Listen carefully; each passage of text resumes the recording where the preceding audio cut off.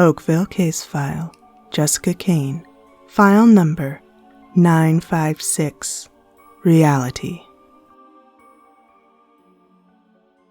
Hollow eyes, darker than the starless night, crooked, misshapen teeth that are sunken into a wide-brimmed grin, cornerless lips stretched from pointed ear to pointed ear, patchwork fur of black and brown spotted across an eerie face.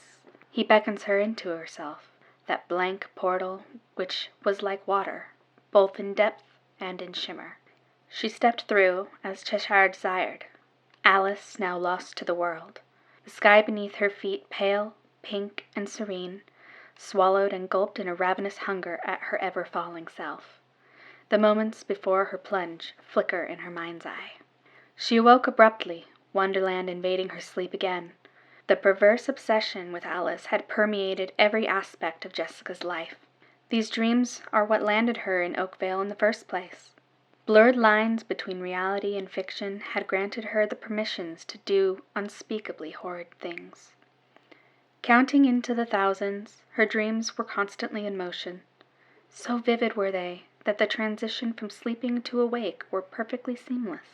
She would be laying in bed, waiting to drift away in the dim-lit room, only to notice his venomous grin peering back at her from the corner of the room. Jessica would have to remind herself that he wasn't real, that it was a dream. But how often does that work for the subconscious? Who can control their dreams so perfectly? It wasn't Jessica. It wasn't her subconscious. No, more often than not, when Cheshire beckoned, Jessica went and didn't come back until reality had collided with fantasy, frequently in violence. It was on her third visit to Wonderland that this trend began. Her dear mother had read her a story every night before bed that year. 2 days before that third dream, Jessica's mother was mugged, raped, and murdered by a random man outside a gas station. Before that third dream, she could still tell the difference between awake and asleep. Before that third dream, she was depressed and alone. Before that third dream, Cheshire, in all his ugliness, was kind and consoling. But that night, when he beckoned Jessica to be Alice for a third time, when she stepped through that ornate mirror, the claws were out, and the raven was waiting. Jessica stared into the mirror of that third dream, Cheshire grinning back. She smiled faintly and stepped through the shimmer. Cheshire had a guest with him. The raven swooped in and stopped the plummet into the sky Jessica was so accustomed to. Turning her topsy-turvy, she landed gently on the ground, and that was when Jessica's rampage began. The raven and his crooked beak did no justice to the true brutality in appearance. Jessica, or rather Alice now, rushed across Wonderland with her 2 consorts wreaking havoc on the residents. From murderous tea parties to torturing the Red Queen of Hearts, Alice, Cheshire, and the raven created misery wherever they went, all in the name of good old fun. While Alice had fun in Wonderland, Jessica was having fun in reality. When Alice stomped field mice, Jessica beat and tortured other children at school. If Alice set fire to the Castle of Hearts, Jessica burned down her neighbor's house. The psychotic break in Jessica would never heal. She would always fall into Alice, and Cheshire would always be there to guide her through the misery. The misery of life, love, and pain flowed over and through her very existence, tugging at her sleeve like a child of want. She would never be whole again, never happy. Jessica's internment at Oakvale, the world was at least safe from Alice, Cheshire, and the raven. It was belittling, to say the least, that Jessica suffered her own mind's tricks and treats, though none so mesmerizing as Cheshire could outlast and outpace her willful disobedience of their desires for her. Not even the raven.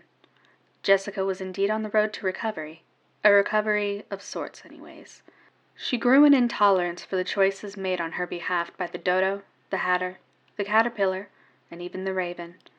But still, Cheshire, his evil grin culminating into oblivion with acts of mischief and madness, could and would always force a fresh-faced Alice into unspeakable horrors.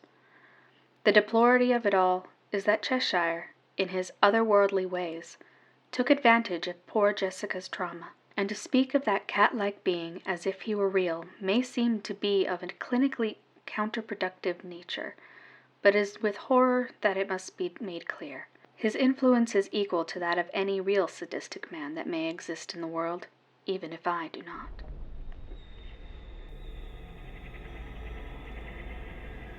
Superstitious, self-conscious, obsessive and hurtful, sensitive, decisive, defective, abusive, and sadistic, defensive, intelligent, error-prone and unknown.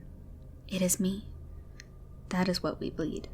The good, the bad, the held and had. It is me.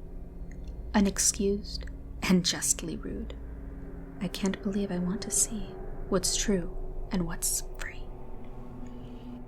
Oakvale Case File, Matthew Belney. File number 755. Narrator. In all great tales comes a great introduction, to which soon descends into the range of cliché. It is with one such introduction that this tale begins. So imagine, if you will, an individual who understands little, yet manages the most obscured and sometimes obscene of activities. This is, of course, the tale of Matthew Belney, or, as it were, the tale of Nathaniel Tan, or Catherine Hale, or, well, this individual has had many names for the fact that they have had many bodies. For now we shall start with the first, Matthew Belney. As he was born, had a very unique ability. Now this particular ability has had many variations, supplicating limitations, and many iterations, mostly of fiction. Any and all actual accounts or possibility of such an ability may or may not be true. With that, my dear listener, you may only assume the best and worst of my tale.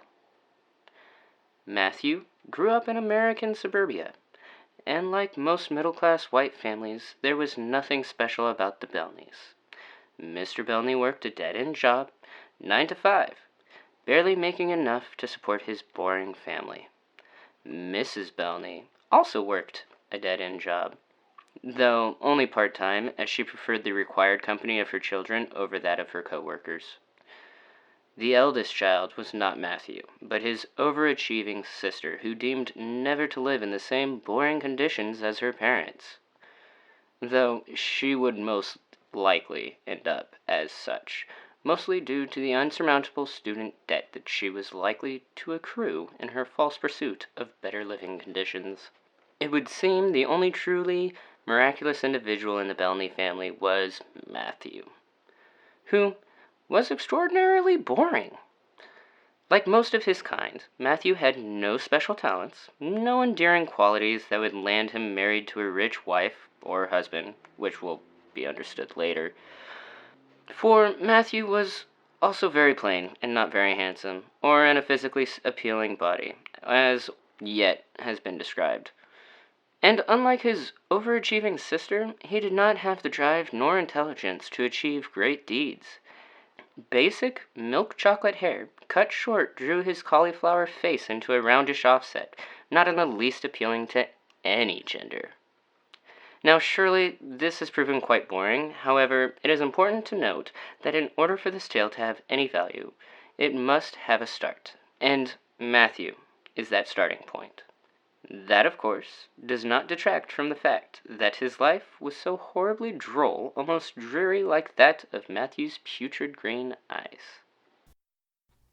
Mind empty, heart filled, sorrow bound, dual sound, my thoughts flow, but caring how I don't know. My work not done and my heart not there. That is where my being is bare. I can't survive, but not alive. That is the life as it is shared. No one to care for, no one who cares. My looks are gone, but never there. People I trusted, not trustworthy. My life empty. I don't know. Expressions not properly shared. Those feelings never seemed worth care. But now today, they show through. How do they bear so true? My life's work never completed. My life itself never started. Every time I tell myself it will start just around the corner. But that corner is more like a bend now. Slightly visible, and it's not worthy. I walk out. Don't say goodbye. They all have my number. but don't ask why. No true cares, no true missing. I always have been the odd one out. For a time it did not show, but it does again.